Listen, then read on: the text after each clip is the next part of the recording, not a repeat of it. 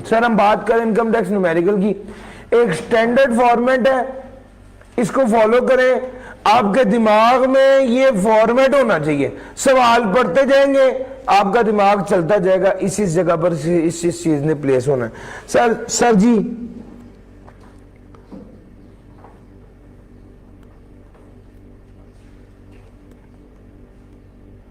Income tax numerical है, एक काम करता हूं यहां पे शुरू करता हूं, मिस्टर ABC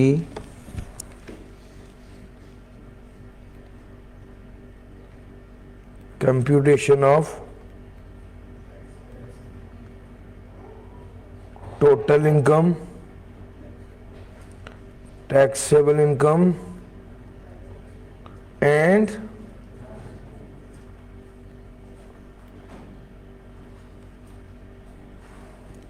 टैक्स पेबल। ये लफ्ज आपने वो लिखने हैं जो आपको गिवन इन रिक्वायरमेंट होंगे। ठीक हो गया सर जी। उसके बाद आपके पास आ गया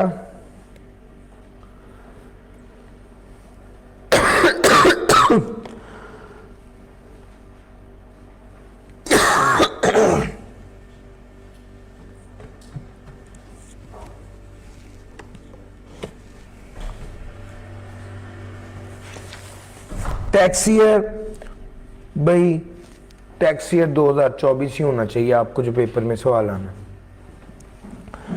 उसके बाद यहां पे हेड्स ऑफ इनकम लिखेंगे। सैलरी हो सकता है, प्रॉपर्टी हो सकता है,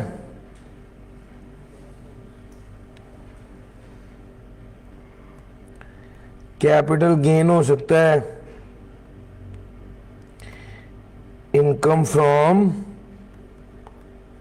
अदर सोर्स हो सकता है, बिजनेस हो सकता है।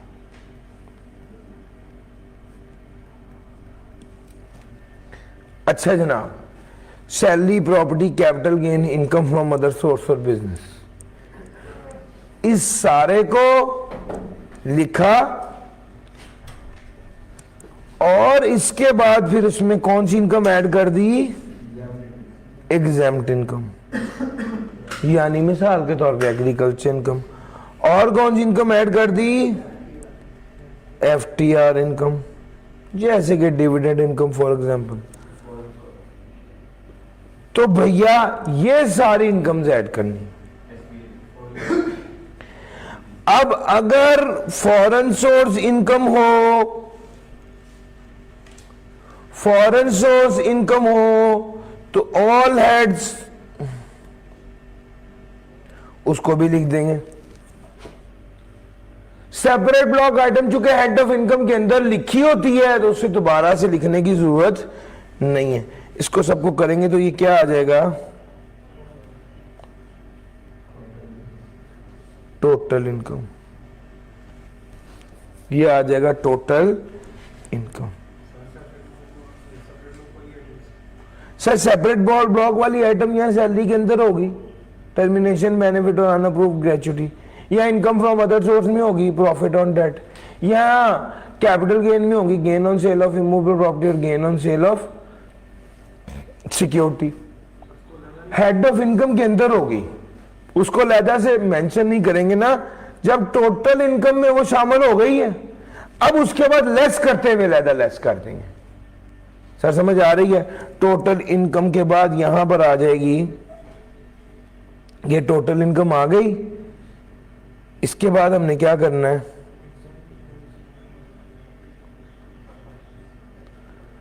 एग्जेम्प्ट इनकम लेस करेंगे।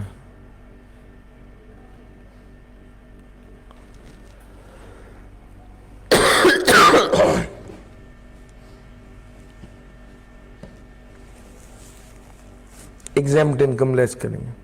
दूसरे नंबर पे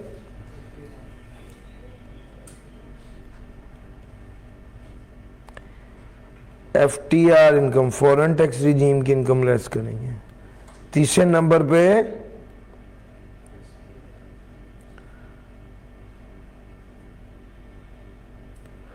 सेपरेट ब्लॉक आइटम वाली इनकम को क्या कर देंगे, लेस कर देंगे।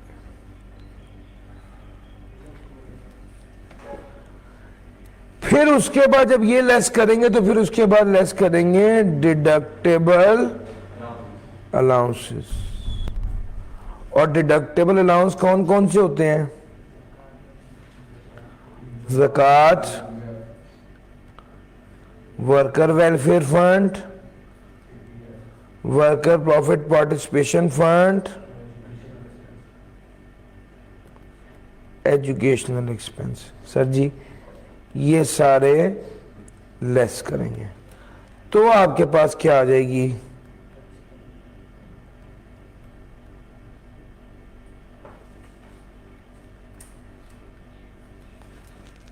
Taxable income.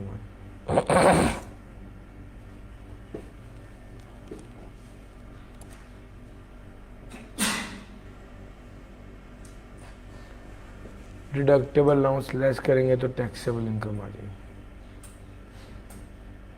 Sir taxable income जब आ जाएगी तो उसके अगला स्टेप क्या है, टैक्स लायबिलिटी। कैसे निकालेंगे, slab rate.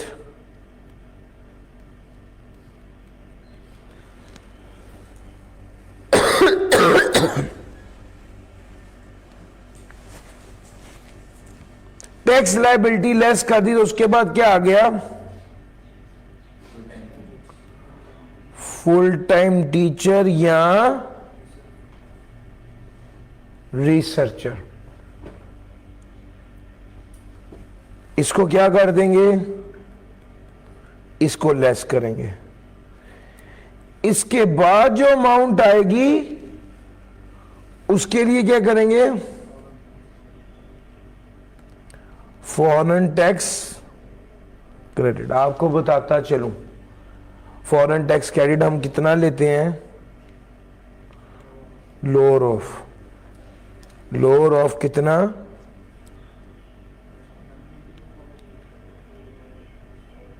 Actual foreign tax paid, lower of actual foreign tax paid, और दूसरा एक्चुअल फॉरेन टैक्स पेड, और दूसरा कौन सा है,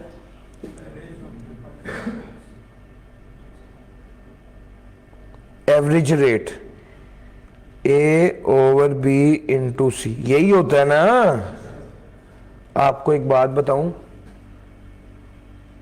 एवरेज रेट है A/B इंटू C। यहां पर A क्या है, टैक्स लायबिलिटी है ना। आपने यहां पर जो टैक्स लायबिलिटी लेनी है ये फुल टाइम टीचर लेस करने के बाद वाली जो अमाउंट है वो लेनी है। फुल टाइम टीचर अब जो है वो लेस करने के बाद, यार मेरी बात समझ आ रही है, ये लेस कर देंगे। फिर उसके बाद जो अमाउंट आएगी उसके बाद आएगा टैक्स क्रेडिट ऑन डोनेशन या कंट्रीब्यूशन टू पेंशन फंड। और इसके लिए भी जब आपने A/B इंटू C लेना है तो ये A कौन सा होगा, फॉरेन टैक्स क्रेडिट लेस करने के बाद वाली जो अमाउंट आएगी वो A होगा। यार मेरी बात पिक कर रहे हो।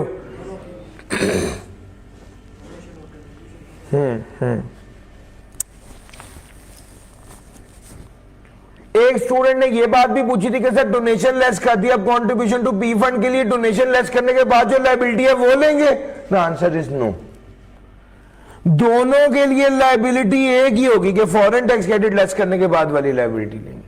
क्लियर होगी भाई बात। अच्छा जनाब ये टैक्स क्रेडिट आ गया। अब सारे टैक्स क्रेडिट आ गए। अब ऊपर कुछ ऐसी इनकम थी जिन पर टैक्स नहीं लगा था, जैसे टैक्स ऑन FTR आइटम्स या FTR income, tax on separate block item, इन दोनों को जमा किया।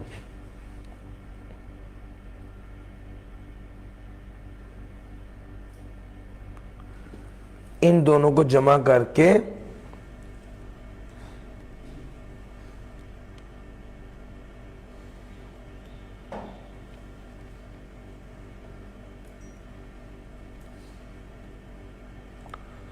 अब आपने लेस करना है, लेस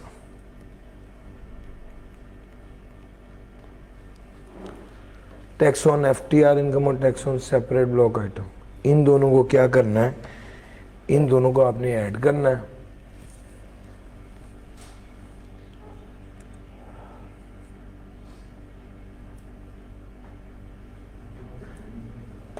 अब सर जी लेस कर दूं, लेस किसको करना है,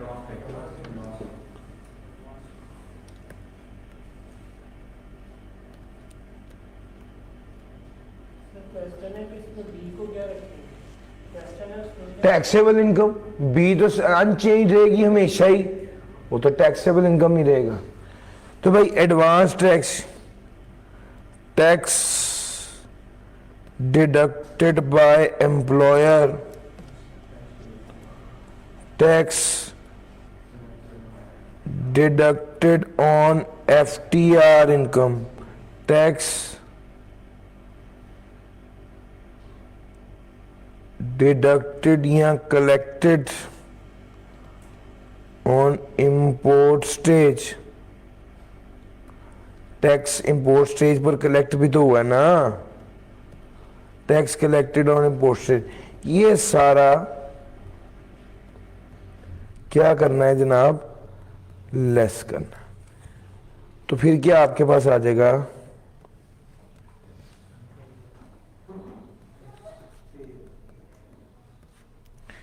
या अगर रिफंडेबल होगा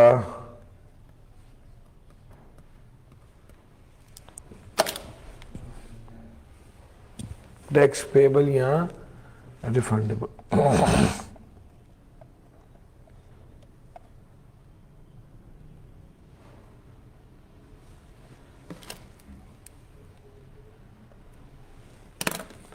सर जी इनकम टैक्स न्यूमेरिकल की अगर हम बात करें तो मैं एक को एक रिकैप देने लगा हूं। सबसे पहले हेड्स ऑफ इनकम, फिर उसके बाद एग्जेम्प्ट और एफटीआर को टोटल करना है, फॉरेन सोर्स इनकम है तो वो लिखनी है और फिर टोटल इनकम लिख देनी है। टोटल इनकम असल में one of the key requirement इसकी टोटल इनकम होती है। टोटल इनकम में हर तरह की इनकम शामिल होती है, लिख देनी है। फिर उसमें से exempt, FTR, separate block item less करें, डिडक्टेबल अलाउंस लेस करेंगे तो टैक्सेबल इनकम आएगी। टैक्सेबल इनकम से रेट लगाएंगे तो टैक्सेबिलिटी आएगी। फिर फुल टाइम टीचर आएगा, फिर उसके बाद फॉरेन टैक्स क्रेडिट आएगा, फिर उसके बाद टैक्स क्रेडिट डोनेशन और कंट्रीब्यूशन टू पी फंड आएगा और प्रोविडेंट पेंशन फंड आएगा। फिर उसके बाद एफटीआर और सेपरेट ब्लॉक आइटम पे टैक्स करना है। फिर उसके बाद जो टैक्स ऑलरेडी डिडक्टेड या एडवांस टैक्स है वो लेस करना है तो टैक्स। यार मुश्किल तो नहीं लग रहा, ये सारी स्टोरी।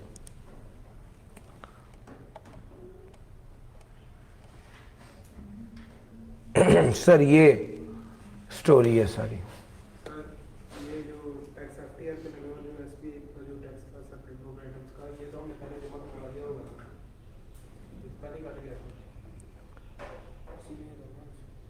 आप कौन किसकी बात कर रहे हैं? ये जो टैक्स हमने पे किया होगा एफटीआर सर उसको टैक्स में शो करना है, बस यहां पे शो किया है कि जनाब कि ये टैक्स था, हमने क्या जमा कराना है, ये हमें कट के ही मिला। एफटीआर इनकम का मतलब है टैक्स कट के मिला है, तो जो टैक्स कटा है वो मैंने ये देखो यहां पर शो भी तो किया है। प्लस माइनस नेट ऑफ होते हैं लेकिन शो करना जरूरी होता है जी। और मुश्किल तो नहीं लग रहा सर जी? इसकी पीडीएफ शेयर होगी सर जी, इसकी पीडीएफ शेयर कर देंगे सर।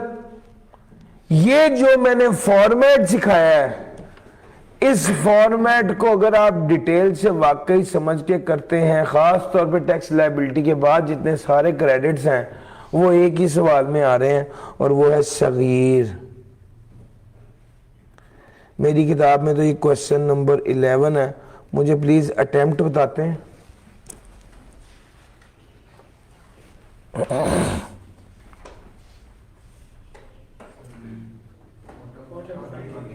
Autumn 2020 sir ji.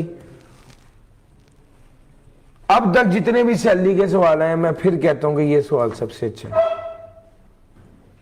ये सवाल आपको जरूर करना चाहिए। अगर आप में से कोई ऐसा स्टूडेंट है जिसने अब तक नहीं किया, अब मैंने चूंकि आप लोगों से कमिटमेंट किया कि मैं लेटेस्ट अटेम्प्ट वाले सवाल कराऊंगा, तो मैं तो भी लेटेस्ट कराने लगा हूं। लेकिन अगर किसी ने नहीं किया तो यार स्मार्ट कोर्स पे चले जाओ। स्मार्ट कोर्स पे वो ये वाला पड़ा हुआ है, मॉड्यूल में इनकम टैक्स का मॉड्यूल है, उसके अंदर फिर क्या कहते हैं फोल्डर्स हैं, उसमें सैलरी के न्यूमेरिकल के फोल्डर पे जाओगे तो ये वाला न्यूमेरिकल हुआ हुआ, उसको जरूर कीजिए, जरूर देखिए। आपके सब लोगों के लिए वो फ्री ऑफ कॉस्ट कोर्स, इसलिए कि किसी टाइम पर भी किसी बच्चे को कोई हेल्प भी चाहिए हो, उसको मोहताजी ना हो। अब आप लोगों की मोहताजी अल्हम्दुलिल्लाह खत्म कर दी कि सर को व्हाट्सएप किया है, अल्हम्दुलिल्लाह मैं भी, मेरी भी रिस्पांस बहुत बेहतर हो गया। अब मुझे नहीं याद पड़ता कि मैं मेरे रिप्लाईज पेंडिंग है, मैं साथ के साथ अब करता जा रहा हूँ सारे, और बहुत ज़्यादा मैसेजेस बढ़ते जा रहे हैं। तकरीबन इस वक्त जो स्टूडेंट मेरे पास व्हाट्सएप पर हैं वो तकरीबन 2500 से ज़्यादा हैं। तो इन सारे बच्चों के अगर दिन में 10% बच्चा भी मैसेज करे तो 250 मैसेजेस बनते हैं। कोई मसला नहीं है, मैंने अब अपनी रूटीन बना ली है, जो भी फारग नहीं मैं बैठता, जब भी फारग हूँ तो व्हाट्सएप पे ही होता है। घर वाले समझते फारग हैं, उन्हें नहीं पता मैं साथ साथ व्हाट्सएप पर काम निपटाई जा रहा हूँ। अभी आप लोगों का अल्हम्दुलिल्लाह जब मैं क्लास लेने आया उस वक्त मेरा नहीं ख्याल कि कोई मेरा व्हाट्सएप पर मैसेज पेंडिंग था। तो भाई हम अपने तौर पे व्हाट्सएप पर भी एक्टिव हैं और आपकी मोहताजी खत्म कर दी है, आपको कोर्स दे दिया है, जिसने जो टॉपिक पढ़ना है वो वहां से देख सकता है। लो सर, और ये वाले सारे जो लेक्चर्स हैं ये भी वहां पर जा रहे हैं। लो सर, ये सारी बातें आपको मैंने कर दी। अब मैं आपको कह ये रहा हूं कि सगीर वाला सवाल लाजमी करना है, लाजमी करना। लो सर, मैं अब आपको करवाने लगा हूं अपने वादे के मुताबिक लेटेस्ट अटेम्प्ट वाला सवाल। ऑटम 23 जो पिछली अटेम्प्ट में सवाल आया है, ऑटम 23 का क्वेश्चन है, इसको करने लगा हूं। Salman works as the as a head chef at Tasty Cafe, which is owned by Zamindar Limited, a company listed on a Pakistan stock exchange. He received the following emoluments from Tasty Cafe during the year ended 30 June 2023. Sir basic salary है, house rent allowance है, annual bonus है। In addition to the above, TC also provided him with the following benefits. Sir ji salary उसने बता दी है, इसके अलावा benefits हैं। 4.5 लाख की मील देते, काम कर रहा है। वैसे तो ये शेफ है, शेफ को अलहदा से खाना क्या देना, ये लोग चखते चखते तकरीबन सब कुछ ही खा लेते हैं। लेकिन बहरहाल उसने कहा कि 4.5 लाख रुपए का खाना दिया। आपको पता होना चाहिए अगर रेस्टोरेंट अपने एम्प्लॉय को फ्री या सब्सिडाइज खाना दे तो वो क्या होता है, शाबाश। Staff discount again across all restaurant owned by ZL Salman avail. Sir ji इसको मुलाजमत की वजह से 40,000 रुपए का डिस्काउंट हुआ है। एम्प्लॉयर ने एम्प्लॉय को फायदा दिया है, चूंकि वो उसके पास नौकरी कर रहा था, 40,000 का डिस्काउंट दिया। ये वो बेनिफिट है जो उसकी इनकम में शामिल होकर टैक्स होगा। ठीक हो गया sir. Health insurance up to ₹5 lakh covering his spouse and 2 children as per the terms of employment. Health insurance मिली है as per the terms of employment मिली है जनाब। हेल्थ इंश्योरेंस अगर as per the terms of employment मिल रही है तो वो तो एग्जाम्प्ट होगी। एनटीएन ऑफ प्रैक्टिशनर अवेलेबल है, invoices are attested by employer है, पता है ना आपको। सर ये वाली बात है। उसने बाद में लिखा कि इंश्योरेंस प्रीमियम तो 70,000 का पे किया था, यानी आपके एम्प्लॉयर ने वो इंश्योरेंस कराने इंश्योरेंस वाली कंपनी को 70,000 दिया था, और इंश्योरेंस वाली कंपनी जो है उसका 3 लाख रुपए का खर्चा हुआ है आपकी फैमिली के ऊपर। फर्क नहीं पड़ता, सवाल को समझाना इसलिए जरूरी है कि इसने लिखा क्या हुआ है। मुझे मेरे एम्प्लॉयर ने as per the terms of employment health insurance medical facility दी, मेरे लिए तो वो एग्जाम्प्ट हो गया अगर NTN of the practitioner available और invoices are tested by the employer. हाँ, उस एम्प्लॉयर ने जो मेरी इंश्योरेंस है वो इंश्योरेंस कितने की ली? 70,000 की, और इंश्योरेंस कंपनी ने मेरी फैमिली के इलाज पे कितने पैसा खर्च किया? 3 लाख। यार मेरी बात पिक कर रहे हो?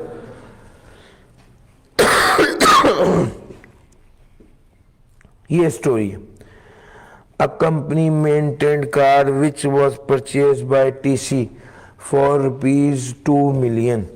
The fair market value of the car on 30 June 2023 is 5.5 million. The car is used partly for official purpose and partly for personal. 5% fair market value का नहीं, कॉस्ट का मालिक है ना, कॉस्ट का 5% देंगे तो भाई कन्वीनियंस का बेनिफिट है। An option to acquire 12,000 shares at a price of 98 per share, exercise price उसने दे दी। ऑप्शन ग्रांट की गई थी 1 फरवरी को, जिसकी फेयर मार्केट वैल्यू थी 104 पर शेयर। ऑप्शन इसको दी गई है, कितने की नहीं बताया, इसका मतलब है फ्री दी गई है, जबकि उसकी फेयर मार्क वैल्यू 104 पे थी। ऑप्शन खरीदने पर कोई टैक्सेबिलिटी नहीं होती। ये ऑप्शन ने एक्सरसाइज किया 1 मार्च 2023 को, जबकि ऑप्शन की फेयर मार्क वैल्यू 110 थी। भाईजान ऑप्शन, जबकि शेयर की फेयर मार्केट वैल्यू, जब ऑप्शन दी गई तो शेयर की फेयर मार्केट वैल्यू 104 थी, जब इसने ऑप्शन एक्सरसाइज की तो शेयर की फेयर मार्केट वैल्यू 110 हो गई। सर आपको पता होना चाहिए fair market value at the time of exercise लेंगे, कोई रिस्ट्रिक्शन नहीं है ना, तो at the time of exercise. Sir employ share scheme की एडजस्टमेंट है, अभी तक जो भी एडजस्टमेंट की सारी की सारी सैलरी वाली है। प्रोविडेंट फंड कंट्रीब्यूशन कितनी थी? 8% of basic salary. Recognised provident fund है, एम्प्लॉयर जो पे कर रहा है वो 8% है, और प्रॉफिट जो मिला है वो 22%, और बैलेंस कितना था? 9,60,000 है। Training of 3 week culinary chef course, Salman ने ये कोर्स दुबई में जाके अटेंड किया, और इसे कितने पैसे मिले? कितने का कोर्स था? 5 लाख रुपए कोर्स था। मेरा एम्प्लॉयर मुझे कोर्स करवाने के लिए भेज रहा है तो मेरे पे एहसान कर रहा है, वो तो इसलिए कर रहा था कि मुझे ज्यादा बेहतर पकाना आ जाए, यही बात है ना, इसमें मेरी कोई इनकम नहीं होगी। अलबत्ता उन्होंने मुझे ट्रैवलिंग के लिए दिया था 2.5 लाख रुपए। वो कहता है उसके रिश्तेदार का घर था दुबई में, उसका 1 लाख लगा, 1.5 लाख बच गया। सर आपको बार बार बताया है, मुझे मेरे एम्प्लॉयर ने 2.5 लाख दिया, 1 लाख का खर्चा आया, 1.5 लाख बच गया। ये जो 1.5 लाख बचा ये मेरी इनकम में शामिल होगा, ये जो 1.5 लाख बचा ये मेरी इनकम में शामिल होके टैक्स होगा। लो सर, अभी तक जितनी भी बात थी सारी की सारी प्योरली सैलरी की थी, किसी हेड को, एफटीआर को, किसी चीज को उसने टच नहीं किया। ड्यूरिंग द ईयर सलमान ने इंटरेस्ट इनकम वसूल की है बैंक से 7,65,000 रुपए की, 15% विद होल्डिंग टैक्स था। सर ये इनकम फ्रॉम अदर सोर्स में आएगा, और आपको पता होना चाहिए कि ये सेपरेट ब्लॉक आइटम है। प्रॉफिट ऑन डेट है ना, इंडिविजुअल और एओपी के लिए सेपरेट ब्लॉक आइटम होती है। सलमान ने पे किया है 3 लाख रुपए donation 13 schedule. Sir ji tax credit लिख दिया इसके साथ। Sir ji tax withheld ₹4 lakh in tax for salary of. Sir ji tax withheld यानी एम्प्लॉयर ने जो टैक्स काटा है वो यहां पर भी टैक्स क्रेडिट लिख दिया। सवाल खत्म हो गया सर। समझ नहीं आएगी इस सवाल में मुश्किल किधर से शुरू होनी है। आपको कोई एडजस्टमेंट ऐसी लगी कि जो बड़ी ट्रिकी थी? बिल्कुल बिल्कुल सादा सवाल था। हाँ 18-19 नंबर का नहीं था, लेकिन 14 नंबर का सवाल था। मेरे मुताबिक जो मुझसे पढ़ चुका है कोई भी बच्चा, उसको ये सवाल देख के तो अल्लाह का शुक्र अदा करना है। वो उस वक्त भी अल्हम्दुलिल्लाह बच्चों ने किया था, और वापस आते साथ ही मैसेज शुरू हो गए थे। बिल्कुल सिंपल। और ये सवाल 14 मार्क्स का सवाल था। इस सवाल में से 12 नंबर लेने तो बिल्कुल आसान थे। करते हैं सर। बच्चों की पुरजोर फरमाइश थी कि सर ये वाला सवाल करें। मैंने कहा है कि इस सवाल के अंदर कुछ नहीं पड़ा हुआ, लेकिन जैसा आपको बेहतर लगे। हम कहेंगे यहां पर, बंदे का क्या नाम है सर? नहीं भाई, टेस्टी कैफे तो दुकान है जहां पे काम करता है। Salman, mister Salman.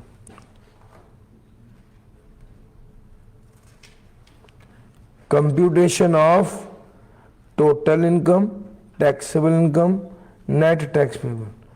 Computation of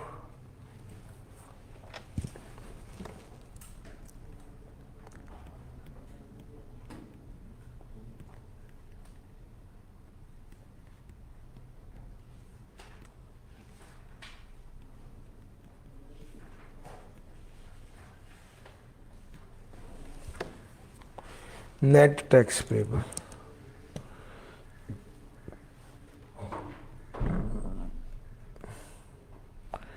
tax year कितना है? ठीक हो गया। यहां पर लिख देते हैं सबसे पहले इनकम फ्रॉम सैलरी। आ जाओ सर जी। वर्किंग नंबर 1, अगला सफा आ गया। Working number 1, income from salary. Sir ji basic salary.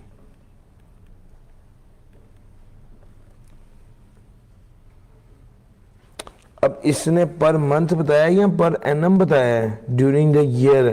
तो ये असल में क्या है? पर एनम है। तो अब इसको 12 से मल्टीप्लाई भी नहीं करना। House rent allowance,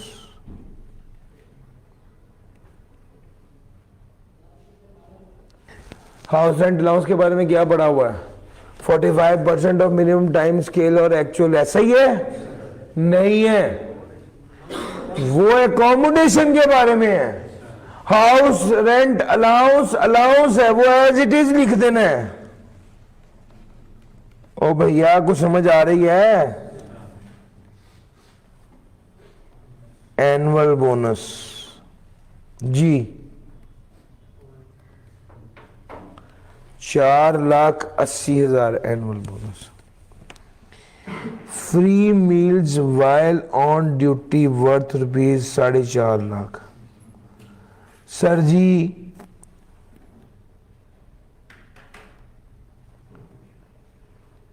meal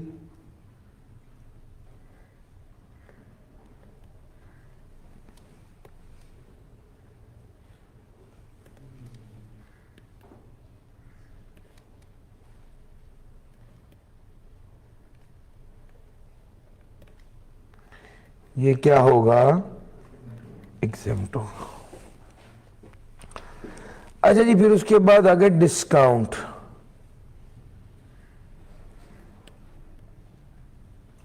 given by employer. कितना? सर 40,000 का डिस्काउंट उसके एम्प्लॉयर ने दिया है, इनकम में शामिल होकर टैक्स होगा। उसके बाद आ गया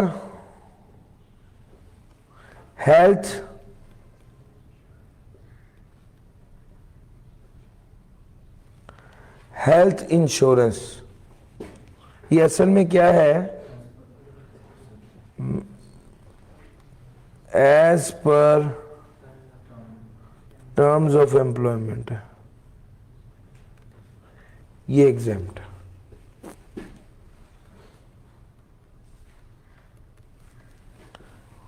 उसके बाद आ गया convince.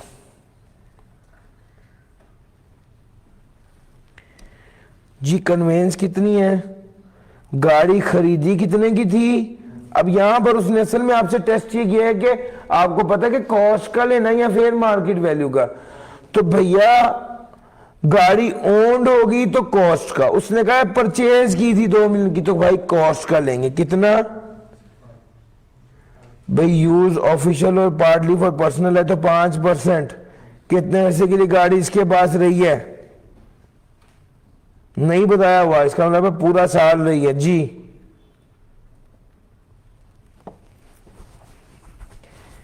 N option to acquire 12% shares.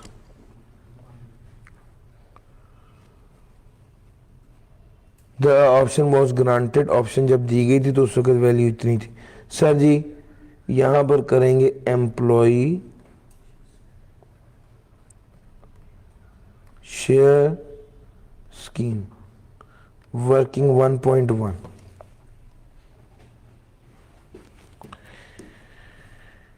यहां पर वर्किंग शुरू करते हैं।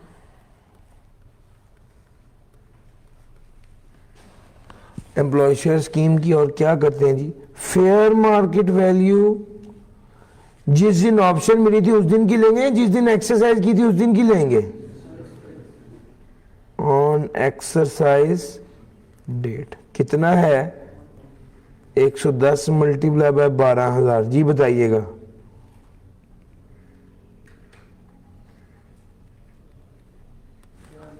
$13,20,000 बना। Sir ji cost of option नहीं दिया हुआ, एक्सरसाइज प्राइस, एक्सरसाइज प्राइस जी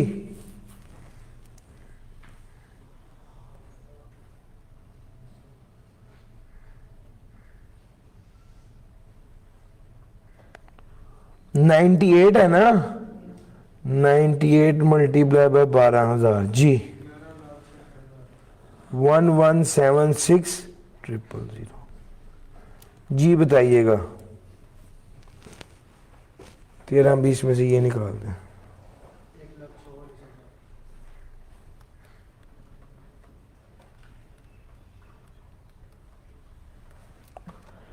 1,00,000 यार मुश्किल तो ये देख, बिल्कुल हलवा एडजस्टमेंट है। कोई एडजस्टमेंट होती है ना कि बंदा के बड़ी मुश्किल थी, ये भी अभी तक तो कुछ नहीं लगा ऐसा। एम्प्लॉय शेयर स्कीम भी हो गया। अच्छा जी प्रोविडेंट फंड,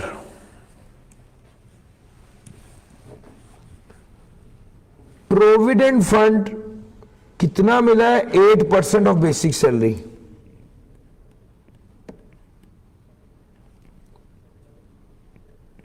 बेसिक सैलरी कितनी है, 8% कीजिएगा,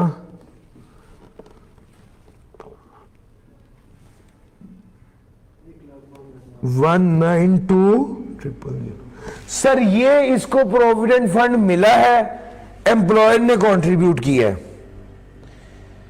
अब आपने क्या पढ़ा हुआ है, एम्प्लॉयर अगर कंट्रीब्यूट करे रिकॉग्नाइज प्रोविडेंट फंड में तो उसमें से कितना एग्जेंट होता है और कितना टैक्सेबल होता है। लोअर ऑफ 1.5 या 1/10 ऑफ डीएनएस अलाउंस तो नहीं दिया हुआ। 240 करेंगे तो लोअर कौन सा है, 1.5 सर 1.5 तक एग्जेम्प्ट होगा तो टैक्सेबल कितना होगा, कोई मुश्किल तो नहीं लग रहा। लो सर ये मैंने आपको प्रोविडेंट फंड एम्प्लॉयर कंट्रीब्यूशन बता दिया है।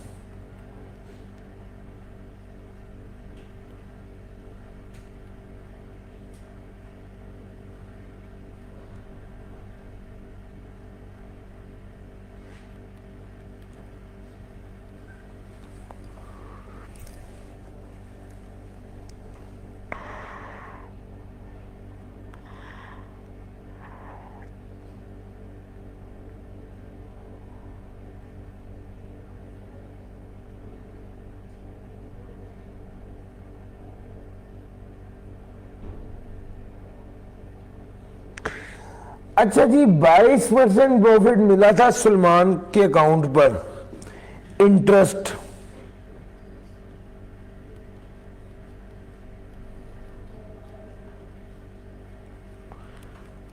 इंटरेस्ट क्रेडिटेड कितना है?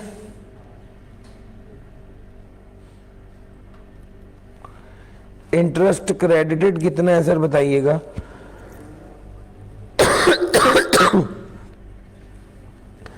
सर जी 9,20,000 का 22% ले लो ना।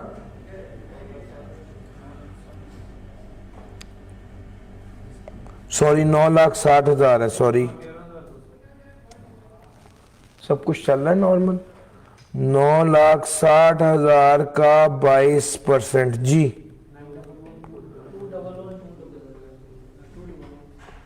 211 200 जी सर जी। ये इंटरेस्ट क्रेडिट हुआ है, इसके बारे में क्या पढ़ा हुआ है हमने? एग्जाम्प्ट कितना होता है?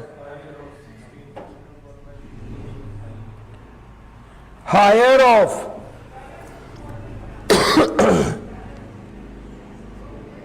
Interest at the rate of 16% निकालो। 9,60,000 का 16% कितना बनेगा?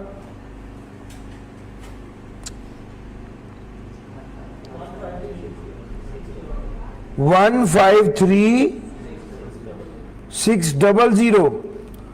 9,60,000 का 16% बना 153,600। और दूसरे नंबर पे 1/3 of basic salary. DNS announce तो है ही नहीं जी, 8 लाख। अब इसमें से हायर कौन सा है?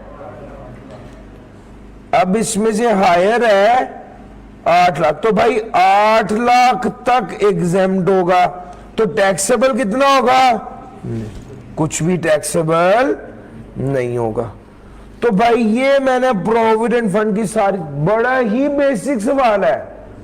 आप देखें प्रोविडेंट फंड में भी कोई ट्रिकी बात, सादी बात बिल्कुल। अच्छा जनाब,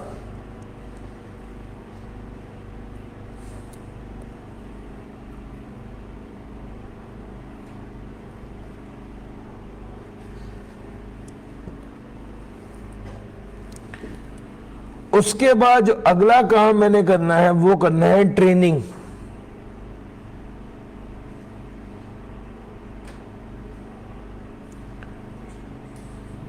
sir ji training of 3 weeks. Sir ji training जो होती है ना,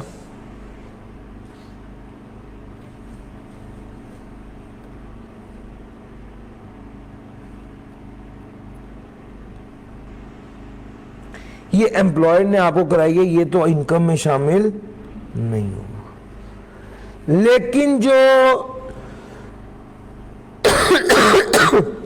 पैसे एक्स्ट्रा आपने लिए हैं,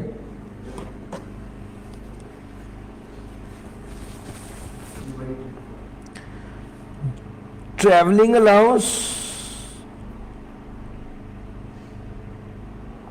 नॉट स्पेंट,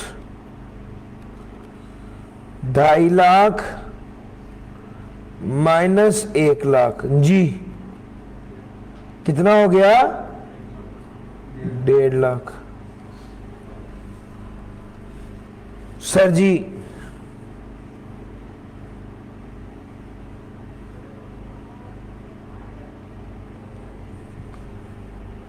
ये सर मैंने लिख दिया।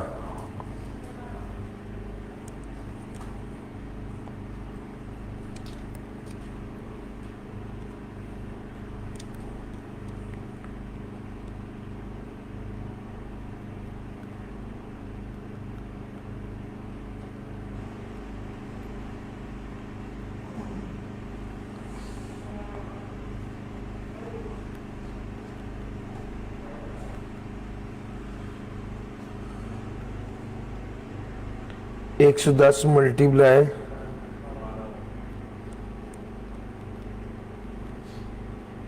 डन हो गया सर जी। लो सर 2.4 6 लाख 4 80 40,000 1 लाख 1 44 42 फिर 1.5 लाख। इसके अलावा इनकम फ्रॉम सैलरी में और कुछ नहीं है। हाँ, एक एडजस्टमेंट है working number 2,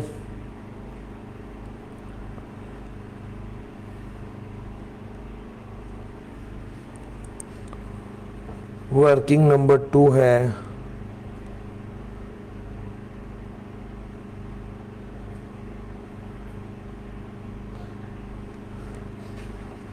income from other source. उसमें हम क्या लिखेंगे? Interest income.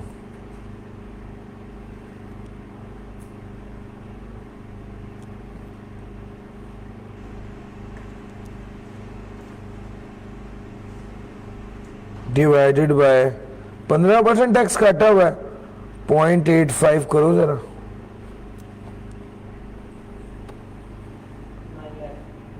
सर जी ये बन गया 9 लाख, ये interest income. Working number 1 salary है, income from other source working number 2 है। अब जब मेरी सारी इनकम कंप्लीट हो गई है तो मैंने रुक जाना है और मैंने पहले इसको फाइनलाइज करना है। जरा टोटल करके बताइएगा।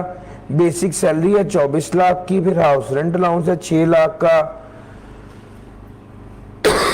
फिर 4,80,000 एनुअल बोनस है, फिर डिस्काउंट है 40,000 का, फिर कन्वेंस है 1 लाख की, फिर 144,000 है, फिर 42,000, फिर 1.5 लाख। जरा कितना बन गया इनकम फ्रॉम बिजनेस?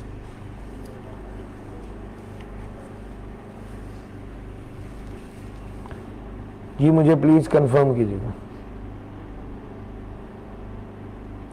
जी कीजिएगा कंफर्म। कोई बंदा भी कैलकुलेट कर। जी भाई, जी भाई 39,56,000 ये सैलरी के हेड में आ गया। 39,56,000 सैलरी के हेड में आ गया, 9 लाख अदर सोर्स में आ गया,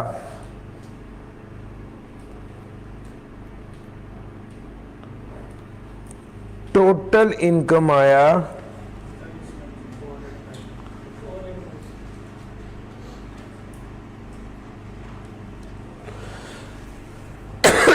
मैंने टोटल इनकम निकाल लिया। कोई एफटीआर है, कोई एग्जेम्प्ट है, कोई सेपरेट ब्लॉक है? सर सेपरेट ब्लॉक है।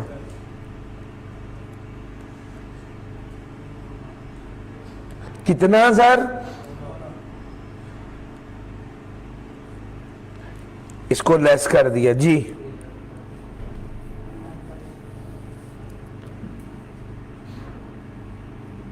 थ्री 956,000।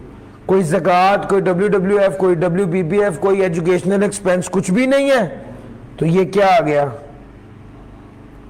Taxable income. जैसे ही टैक्सेबल इनकम आया, पहला काम मैंने ये करना है, मैंने टैक्स लायबिलिटी निकालनी है। इंडिविजुअल है, सैलरीड है, आपके पेपर पे जो है ना वो दी होगी, मेरी किताब पे सफा 51 के ऊपर, सफा से 51 पे आ जाए। ऊपर वाला टेबल नॉन सैलरीड का है, नीचे वाला टेबल सैलरीड का है। जरा बताइएगा कितना बन रहा है? जी भाई एक आध स्टूडेंट और कर दे भाई प्लीज।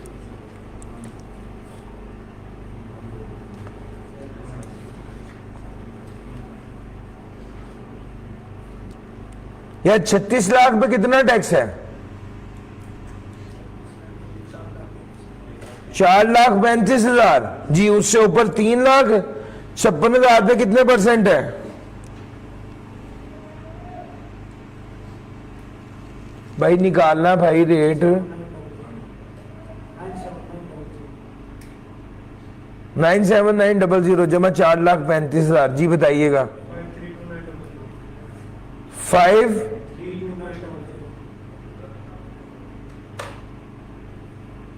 प्लीज कंफर्म कीजिए।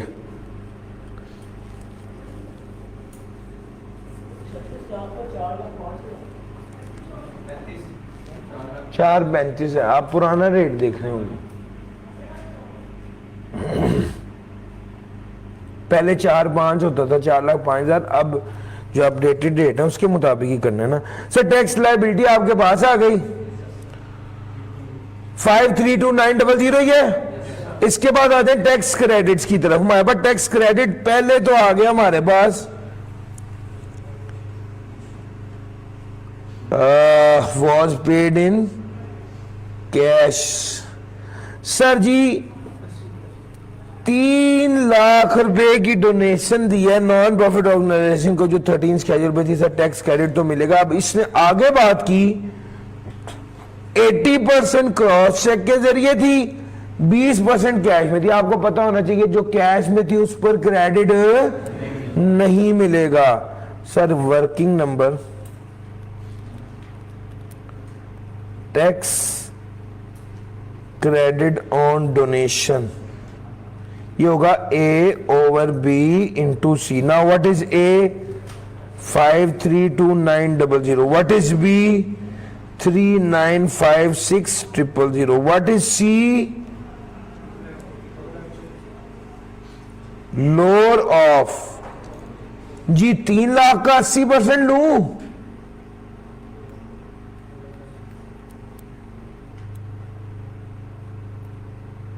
$240।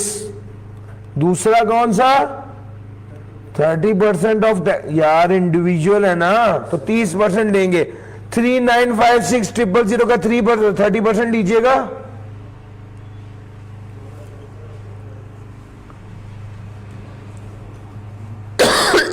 जी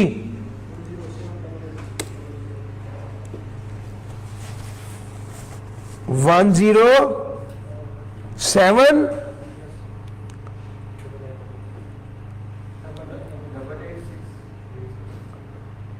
यार बता दो खुदा के बंदो यार ये 30% 395600 का 30% लेना कितना मुश्किल काम है।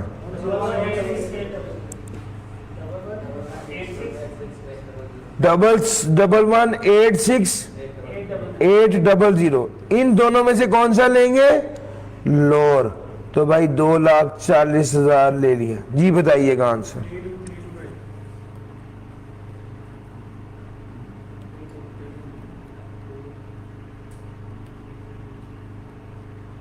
साथ साथ रेफर करना है 329 कर देता हूं अगर वो।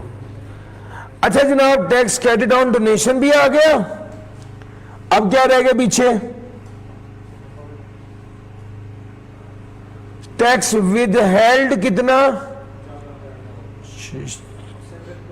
4 लाख। अच्छा जी ये आ गया। अब इसके बाद अगर FTR और सॉरी अगर डोनेशन टैक्स क्रेडिट ले लिए तो इसके बाद आने tax on FTR। Tax on FTR तो नहीं है लेकिन tax on separate block item है। Tax on profit on debt है जी। कितना है 9 लाख का 15%। जी बताइएगा कितना बना भाई 135। अब उसके बाद है tax deducted by employer. Sir employer ने टैक्स डिडक्ट किया हुआ ये लिखा हुआ इसमें 4 लाख का।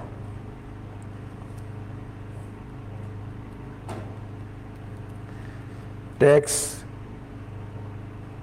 Deducted on profit on date कितना है 1,35,000 लेस कर दो। जी बताइएगा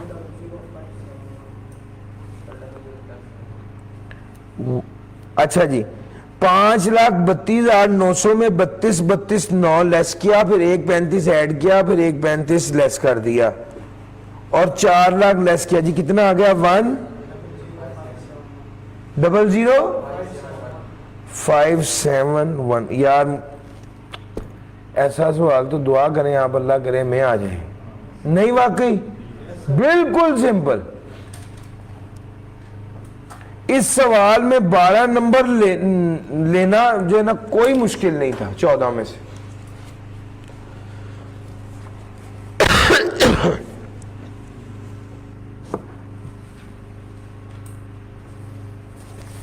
पिछली अटेम्प्ट का पेपर है, पहला सवाल था, लेकिन आपको फिर भी कहूंगा कभी पहला सवाल नहीं करना आपने न्यूमेरिकल, हमेशा पहला सवाल रट्टे वाला करना। जब बंदा पेपर शुरू करता है ना तो थोड़ा सा घबराया हुआ होता है, समझ आ रही है? तो बंदा पेपर शुरू करता है तो उस वक्त वो थोड़ा नर्वस होता है, उस नर्वसनेस में कहीं गलती ना हो जाए, उस नर्वसनेस में बंदा जो है वो, जब बंदा 2-3 रट्टे वाले सवाल लिख ले तो उसका पेन चल जाता है, उसके बाद जिस मर्जी सवाल के साथ लड़ पड़ो। लेकिन बिल्कुल शुरू होते साथ ही न्यूमेरिकल करोगे तो जिस बच्चे ने सबसे पहली बार ही न्यूमेरिकल किया तो उसने 24 लाख कोई 12 से मल्टीप्लाई कर दिए, परेशान था ना, नर्वस था। इससे पहले जितने सवाल भी उसने हमेशा मल्टीप्लाई किया था, उसने देखा ही नहीं है साल की इनकम दी हुई है। और सर समझ आ रही है? लो सर, ये हमारे पास सैलरी का न्यूमेरिकल था, लेटेस्ट अटेम्प्ट का। मुझसे अगर काफी स्टूडेंट्स ने पूछा है generally, sir list of question बता दें, लिस्ट ऑफ न्यूमेरिकल जो हमें सैलरी के जरूर करने चाहिए before appearing into the exam. तो भाई वो सुन लो, कौन कौन से सवाल हैं जो आपको पेपर में जाने से पहले एक बार प्रैक्टिस करके पेपर में अपीयर होना है या इवन मॉक में अपीयर होना है।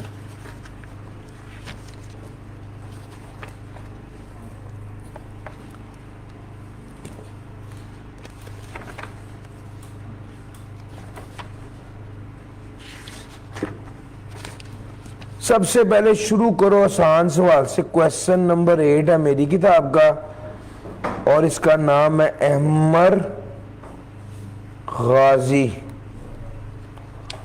और ये है अटेम्प्ट ऑटम 2018। फिर उसके बाद करो क्वेश्चन नंबर 6, नाम है तकी अहमद और इसकी अटेम्प्ट है ऑटम 17। और इसके बाद क्वेश्चन नंबर 11 है, ये मस्ट अटेम्प्ट सैलरी न्यूमेरिकल्स हैं। उसके बाद सगीर है जिसकी अटेम्प्ट है ऑटम 2020।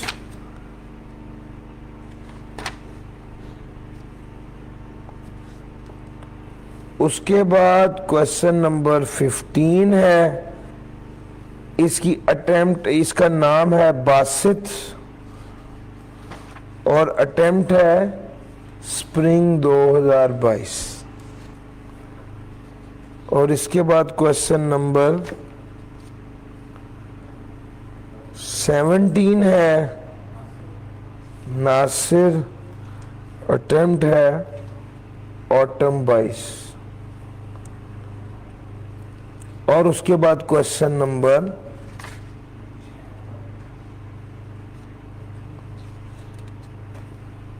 18 है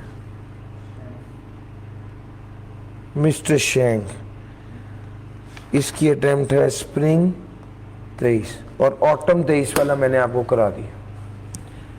तो गौर करेंगे 1 2 3 4 5 6 ऑटम 23 का तो मैंने आपको करवा दिया। इसमें से भी अगर आप कहेंगे सर जो 2-3 सवाल हैं जिसमें सारे कॉन्सेप्ट टेस्ट हो रहे हैं वो बता दें, ये काफ़ी हैं, जिन भाई ने कह दिया कि काफ़ी हैं या ज़्यादा हो गए हैं, तो भैया एक तकी अहमद लाजमी कर लेना, एक सगीर लाजमी कर लेना। यानी अगर आप कहें सर 2 ही घंटे हैं हम ये सारे सवाल नहीं कर सकते, तो फिर ये 2 करो, 6 और 11। बाकी छोटी छोटी एडजस्टमेंट है। ये 2 सवाल सुपर इंपॉर्टेंट है। मुझसे कहो मेरे मुताबिक अभी इतना टाइम है कि आप ये सारे सवाल कर सकते हो। मिस्टर सलमान, डन हो गया सर जी। ये हमारी इंशाल्लाह अब अगला जो कल की क्लास होगी उसमें मैं पहले शुरू करवाऊंगा आपको, एक कराऊंगा बिजनेस का न्यूमेरिकल और एक कराऊंगा एओपी का न्यूमेरिकल। वो करवा के अगला सेशन में फिर 14, 15, 16 को रिवाइज करवाऊंगा और फिर इंशाल्लाह उससे अगले दिन सेल्स टैक्स कराऊंगा। ले सर, आज के लिए इतना ही था। Thank you ji, Allah Hafiz.